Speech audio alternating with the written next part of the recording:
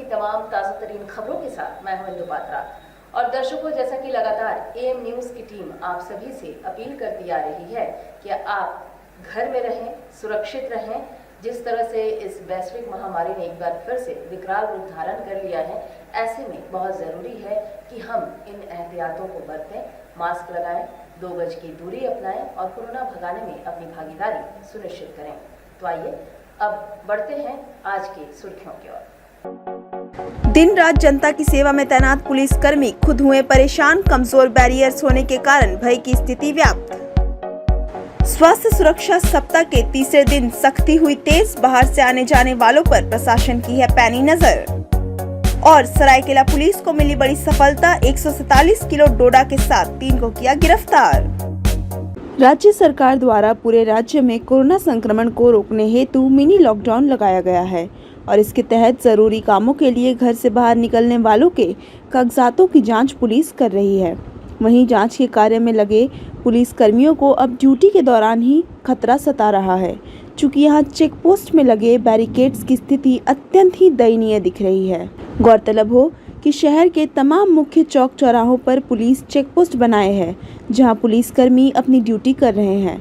यहां हर आने जाने वालों के कागजातों की जांच की जा रही है, लेकिन यहां लगाए गए बैरिकेड्स की स्थिति काफ़ी खराब है और इनकी नींव काफ़ी कमज़ोर है। ज्ञात हो कि विगत वर्ष कोरोना काल और लॉकडाउन की अवधि में जो भी बैरियर्स लगाए गए थे वो जुस्को के सहयोग से लगाए गए थे, लेकिन इस बार शहर के टेंट हाउस द्वारा ये लगाए गए हैं और उनके द्वारा कार्य को ठीक से नहीं किया गया है, जिस कारण न केवल वहां ड्यूटी कर रहे पुलिसकर्मी बल्कि आने जाने वाले लोगों के लिए भी यह खतरा बन गया है। यानी हालात ये है कि बैरियर कभी भी गिर सकते हैं और एक बड़ा हादसा यहां हो सकता है। बैरियर तो नीचे से एकदम खुला है, कभी भी गिर सकता है। थोड़ा सा हवा चल रहा है, जब हो सकता कभी भी गिर सकता है। हाँ, दोनों तरफ का सपोर्ट नहीं इसका सही है। जमशेदपुर में कोरोना वायरस के चेन को तोड़ने के लिए राज्य सरकार द्वारा लगाए गए स्वास्थ्य सुरक्षा सप्ताह के तीसरे चरण में सख्ती तेज कर दी गई है। सड़क से लेकर सार्वजनिक स्थलों और चेकनाकों पर सख्ती के साथ जांच अभियान तेज कर दी गई है। चेकनाकों पर शहर से बाहर से आने वाले लोगों का सख्ती से जाँच किया जा रहा है। जमशेदपुर में कोरोना वायरस की दूसरी लहर ने खूब तबाही मचाई है। इसको देखते हुए पुलिस प्रशासन की ओर से सख्ती बढ़ा दी गई है। वहीं प्रशासन की ओर से किसी तरह की नरमी नहीं बरतने का संकेत दिया गया है और उसका असर भी देखने को मिल रहा है। लगातार चेकिंग अभियान चल रहा है। पाकिस्तान से 4 जगहों पर चेकिंग अभियान चल रहा है और लगातार वैसे लोगों को चेकिंग अभियान के दौरान बिना किसी काम के घूम रहे हैं उन लोगों को सस्पेंड किया जा रहा है। और जो लोग अनावश्यक रूप से बिना मास्क के लोगों को प्राथमिकी इसके वजह घूमने वाले लोगों के विरुद्ध प्राथमिकी दर्ज की जा रही है और आगे कार्रवाई की जा रही है। हम लोग यहाँ सरकार के गाइडलाइंस के अनुसार जांच कर रहे हैं। कमर्शियल गाड़ी को बिना पास दिखाए से हम लोग छोड़ देते हैं। मेडिकल पर्पज़ से जो भी जाती है गाड़ी, पैसेंजर रहते हैं, उसको हम लोग छोड़ देते हैं। गुड्स सामान से सामग्री जो भी है उसको हम लोग छोड़ देते हैं और मास्क चेकिंग, सोशल डिस्टेंस को देखते हुए हम लोग चेक करते हैं। और यहाँ मेडिकल टीम भी है तो मेडिकल टीम को भी जो इधर चेक करके फिर मेडिकल टीम के यहाँ भेज देते हैं, वहाँ भी टेस्ट होती है। उधर सरकारी आदेश को ताक पर रखकर मॉर्निंग वॉक पर निकल रहे लोगों पर भी जिला प्रशासन की सख्ती बढ़ गई है।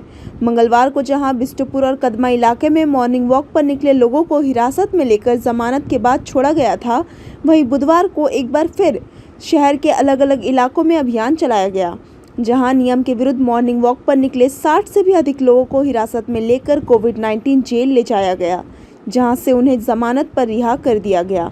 गौरतलब है कि जमशेदपुर शहर कोरोना वायरस के संक्रमण के दूसरे लहर से बुरी तरह प्रभावित हुआ है।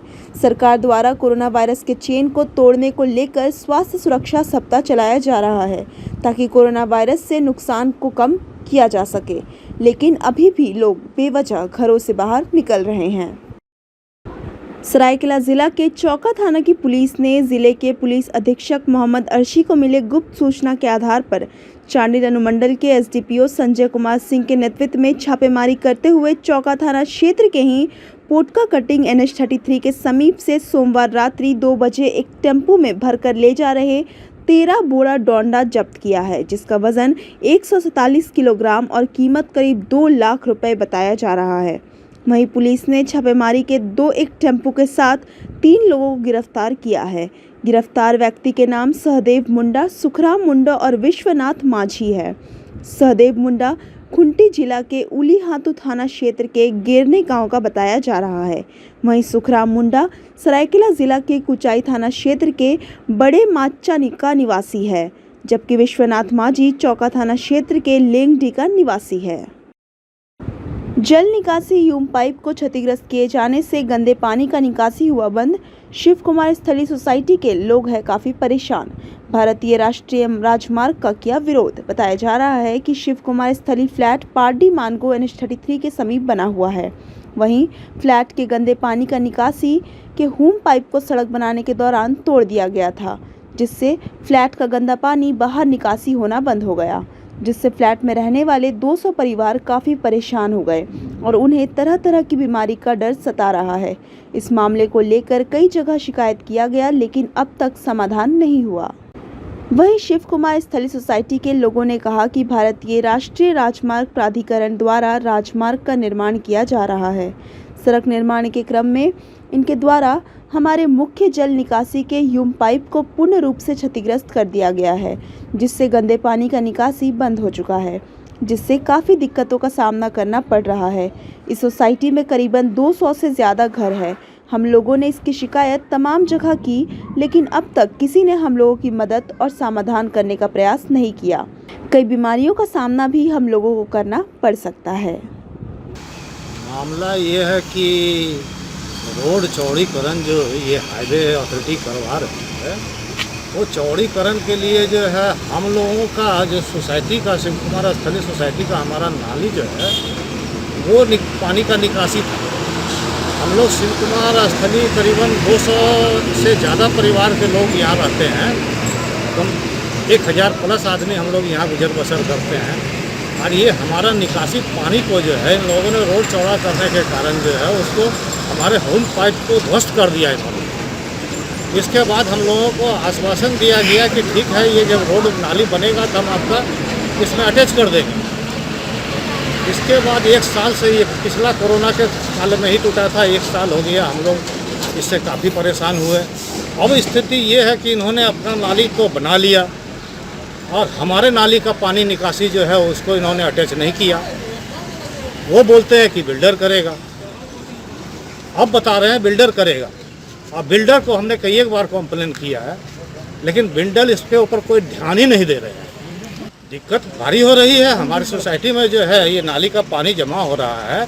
इससे हमारा जो बोरिंग है, बोरिंग का पानी में ये पानी जा रहा है उसको दूषित कर रहा है। स्थिति ये है कि हमारे सोसाइटी में 3 लोग डायरिया के पेशेंट हो गए हैं और पीने का पानी जो है प्रत्येक परिवार 150 से 200 रुपया का पानी मार्केट से खरीद के पी रहे हैं। तो कौन बिल्डर? बिल्डर हमारा जो है वो मधुसूदन बिल्डर है। अच्छा, कहाँ का शिकायत किए इनका? शिकायत हमने किया है, हमने जो है केंद्रीय परिवहन मंत्री गडकरी जी को किया है, हमने जो है राज्य परिवहन मंत्री उनको किया है, हमने जो है पूर्वी सिंहभूम के उपायुक्त को किया है, हमने अपने सांसद को किया है, विधायक को किया है। नहीं, इन्होंने कोई ध्यान अभी तक नहीं दिया।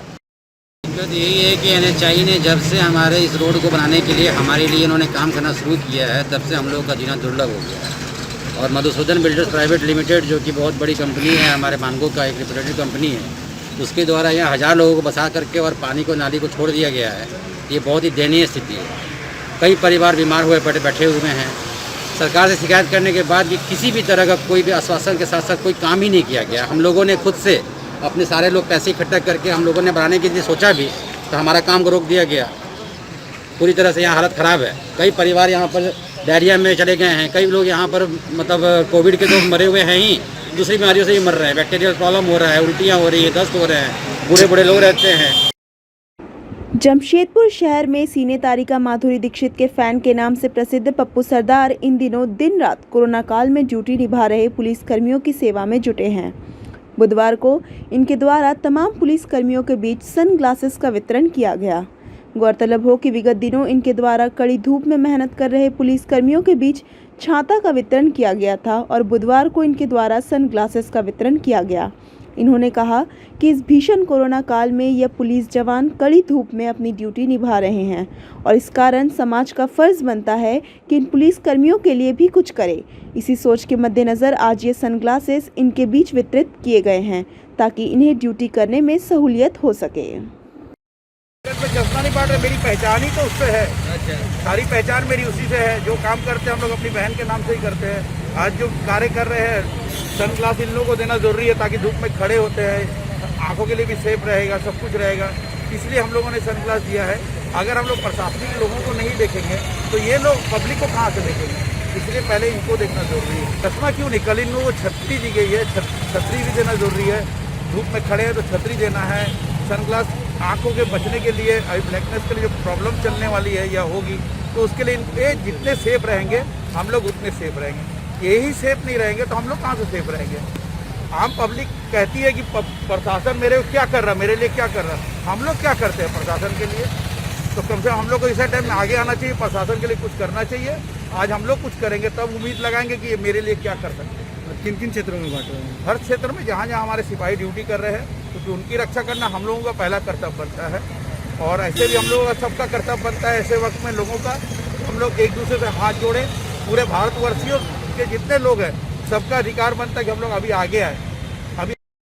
सरायकेला जिला के ईचागढ़ थाना क्षेत्र के पातकुम गांव में घर के बाहर खड़ी एक टाटा मैजिक वाहन में अचानक आग लग जाने से गाड़ी पूरी तरह जलकर राख हो गया। आग कैसे लगा इसका अभी तक पता नहीं चल पाया है। टाटा मैजिक पातकुम गांव के ही सनातन मंडल का बताया जा रहा है कि आग मंगलवार रात को लगी थी। कोरोना वायरस से सही मायने में अगर कोई जंग लड़ रहा है तो वह है फ्रंटलाइन कहे जाने वाले डॉक्टर। जी हाँ, पर आज यह वायरस इन्हें भी अपनी आगोश में लेता जा रहा है। अगर हम आंकड़ों पर नज़र डालें तो लगभग अब तक 270 डॉक्टरों की मृत्यु वायरस के कारण हो चुकी है, जबकि 700 से ज़्यादा संक्रमित हुए हैं। इसी कड़ी में बिहार के मशहूर हृदय रोग विशेषज्ञ डॉक्टर प्रभात कुमार का भी निधन कोरोना वायरस के कारण हो गया।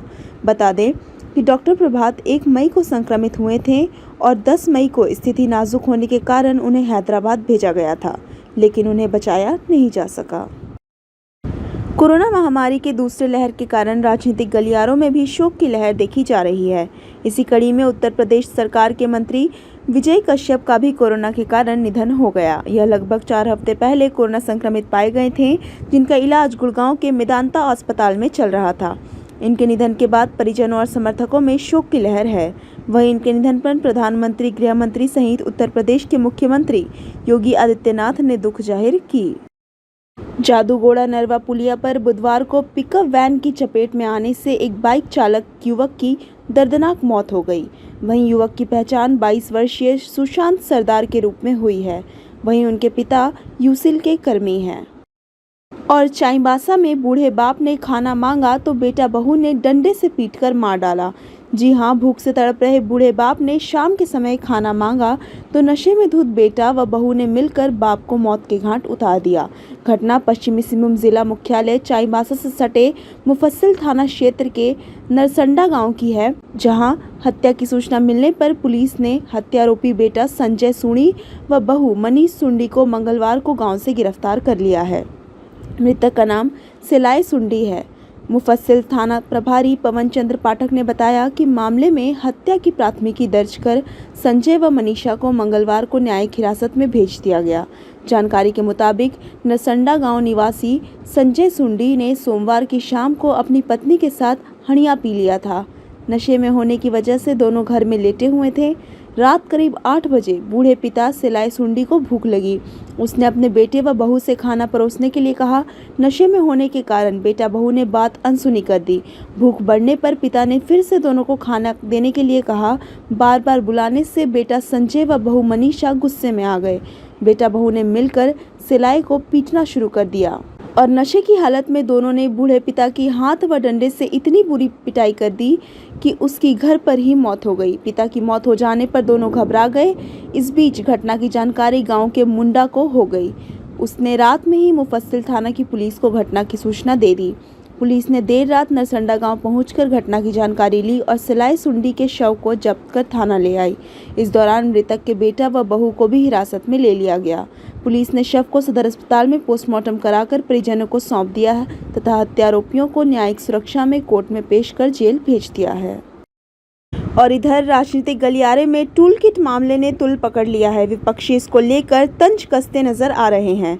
जहां इस मामले को लेकर राहुल गांधी पर जमकर सांसद मनोज तिवारी ने निशाना साधा और राहुल गांधी को कहा कि कांग्रेस नरेंद्र मोदी का विरोध कर ले लेकिन देश का विरोध कतई ना करे। तो आज के लिए बस इतना ही। ताज़ा तरीन खबरों के लिए बने रहिए हमारे साथ, देखते रहिए न्यूज़ 24 बात खबरों की।